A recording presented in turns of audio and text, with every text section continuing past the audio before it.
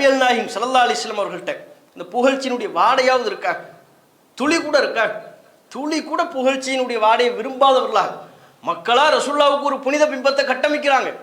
அந்த ஒரு புனித பிம்பத்தை கட்டமைக்கும் போது பெரும் கடப்பாறை கொண்டு புனித பிம்பத்தை உடைக்கிறாங்க. எனக்கு எதுக்கு புனித பிம்பம் கட்டமைக்கிறேன்? என்னை ஏன் நீ அப்படி சொல்ற? எனக்கு ஏன் அப்படி புகழ்ச்சி செய்கிறாய்? கூடாது, இது கூடாது, இது கூடாது என்று மக்களை பண்படுத்திய அரசியல் தலைவர் நபிகள் நாயகம் ஸல்லல்லாஹு அலைஹி வஸல்லம் அவர்கள். இன்றைக்கு உலகத்தில் இப்படி புகழ்ச்சி என்கிற அந்த போதையிலிருந்து மீண்ட ஒரு அரசியல் கட்சி தலைவரை காட்டுங்க. புகழ்ச்சி போதையிலிருந்து மக்களை உண்மையாக உளப்பூர்வமாக மீட்டெடுத்த ஒரு அரசியல் கட்சி தலைவரை காட்டுங்க. உலக வரலாற்றில் அப்படி யாரும் கிடையாது. சமீபத்தில் நீங்க பார்த்துருப்பீங்க, ஒரு வீடியோ சமூக வலைத்தளத்தில் வந்துச்சு. ட்ரம்ப் இருக்கிறார்ல, பாகிஸ்தான் அதிபர் பக்கத்தில் இருக்கிறார். அவர் எதையோ பேசிக்கிட்டு இருக்கிறார். பேசிக்கிட்டு இருக்கும்போது ட்ரம்ப் பாகிஸ்தான் அதிபர்கிட்ட, நம்ம ரெண்டு பேரும் தனியாக என்கிட்ட ஒன்று சொன்னீங்களா, அதை சொல்லுங்க அப்படிங்கிறார். யார்கிட்ட? பாகிஸ்தான் அதிபர்கிட்ட.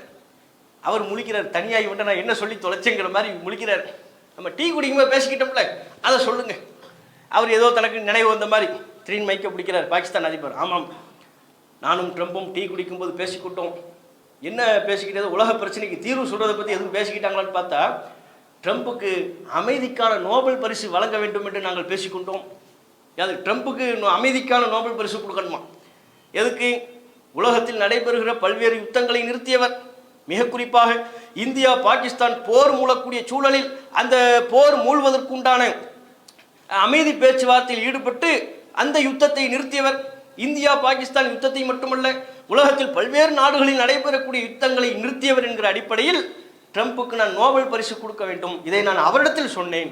அவர் சொல்லிக் கொண்டதற்கிணங்க இப்போது உங்களிடத்திலும் சொல்கிறேன். யார்? அவரே சொல்றார். ட்ரம்பே சொல்றார். என்னை பற்றி சொன்னீங்களா, அதை சொல்லுங்க. டீ குடிக்கும்போது நம்ம ரெண்டு பேரும் பேசிக்கிட்டதை உலகம் கேட்கணும்ல, உலகத்துக்கு சத்தமாக கேட்குற மாதிரி சொல்லுங்க. என்ன சொல்லணும்? அமைதிக்கான நோபல் பரிசை இவர் கொடுக்கணுமா? உலக அமைதி கெடுறதுக்கே இந்த குரூப் தான் காரணம். இவங்களுக்கு என்ன விருது கொடுக்கணுங்கிறாங்க? அமைதிக்கான நோபல் பரிசை கொடுக்கணும். பாருங்க, எல்லோரும் இந்த புகழ்ச்சிங்கிற போதையில் சிக்கிக்கிட்டு இருக்கும்போது ரசூலுல்லாஹ் அதில் 1400 வருஷத்துக்கு முன்னால் தன்னை சுற்றிலும் உள்ள பல்வேறு நில சாம்ராஜ்யங்களுடைய அதிபதிகள்லாம் அதில் சிக்கியிருக்கும் போது, அந்த சேற்றில் சகதியில் சிக்கி மூழ்கி இருக்கும் போது ரசூலுல்லாஹ் அதிலிருந்து அப்படி தனிச்சு தெரியுறாங்க. பாருங்க, என்ன இந்த ராஜாதி ராஜன் சொல்லாதீங்க, எழுந்து நிற்காதீங்க, சஜிதா பண்ணாதீங்க, புகழாதீங்க, புகழ்ச்சி வேண்டாம், அதை செய்யாதீங்க, இதை செய்யாங்க, மக்களை பண்படுத்துறாங்க. பாருங்க, எந்த ஈகோவும் ரசூலுல்லாஹ் பார்த்ததே கிடையாது. தனக்குன்னு ஒரு பெரிய ஒரு ஸ்டேட்டஸை தக்க வச்சுக்கிட்டே இருப்பாங்கல்ல.